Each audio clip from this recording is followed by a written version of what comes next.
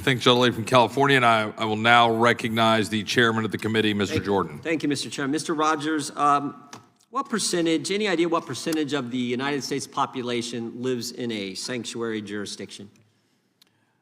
That's a good question. I don't have that numbers, but it's far too high. It should be zero. Yeah, it should be zero, but it's like 31.5%. 18 cities, 11 states, 3 counties, and the District of Columbia. And because these are big blue cities, big blue states, again, almost a third of the population lives in a jurisdiction where, and correct me if I'm wrong, but where local left-wing political leaders tell local law enforcement not to work with federal law enforcement when it comes to enforcing federal law. Is that your understanding of sanctuary jurisdiction? Correct, yeah. And is that literally one of the dumbest things you've ever heard?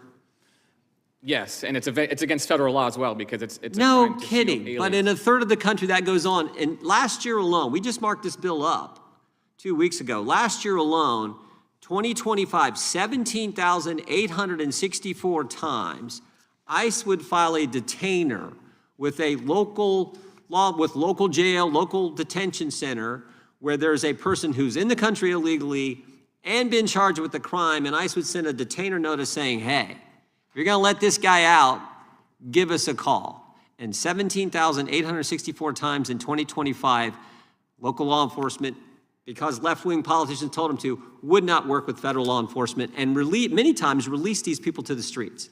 Again, I'd ask you, is that a crazy policy or what? It's absolutely crazy, and it's totally counterproductive for everybody, illegal immigrants and legal immigrants who live in those communities. And would you be surprised to learn that several of those people who were released then went out and caused harm, did some crime against some other American, or maybe some other migrant, who knows, but committed some crime after they've been released when they could have been turned over to federal law enforcement? It's not surprising, it's totally predictable, and it's a tragedy for each of those people. Totally predictable. Mr. Sines, would you say that's a good policy or a bad policy? Which policy? Policy, sanctuary jurisdiction. It's a good policy. It's a good policy to let 17,000 people out, potentially 17,000 people not on a detainer, and let some of those people released to the streets who'd already been charged with the crime, and then they commit another crime, and you're saying that's a good policy? That's your characterization of how that works out. It's an inaccurate characterization. That is the facts. No, I'm sorry, it's inaccurate. Oh, What started as a policy discussion quickly turned into one of the most intense confrontations in Congress. Representative Jim Jordan pressed witnesses with a series of rapid-fire questions about sanctuary jurisdictions, ICE detainers, and immigration enforcement. But when one witness pushed back against Jordan's characterization of the issue, the hearing erupted into a tense back-and-forth that became so heated the committee chairman had to intervene. I guarantee you there has never been a detainer issued against a student enrolled in public education as a result of Plyler. I'll get to the student But the issue. hearing is about Plyler. So I don't have an answer to your question about whether the data you have is accurate related to something completely unrelated. Let's suspend. It is the gentleman's time to ask the questions. The witness can respond to the questions, but we're not going to talk over each other. Mr. O'Brien, to get to Plyler, there's a cost associated with this, right? With this decision. Yes, there is. Significant. I mean, I think the court said way back in 1982, the number of illegal aliens in public schools was small, and there was, quote, no evidence in record suggesting that illegal entrants impose any significant burden on the state's economy. That was the ruling back in 82, but things have changed a little bit since then, haven't they? They've changed drastically, and the estimated combined cost to the taxpayers, federal, state, and local, is somewhere in the neighborhood of $80 billion with a B. And it was particularly exacerbated the previous 4 years in the last administration. Is that accurate? Yes, by a significant margin. 8 to 10 million people coming into the country in a 4-year time frame. Many of those were students. I remember the Biden administration lost track of hundreds of thousands of those students. Is that right? About 300,000, that's correct. Yeah. So there's certainly a cost associated with that. That's what this hearing's about as well.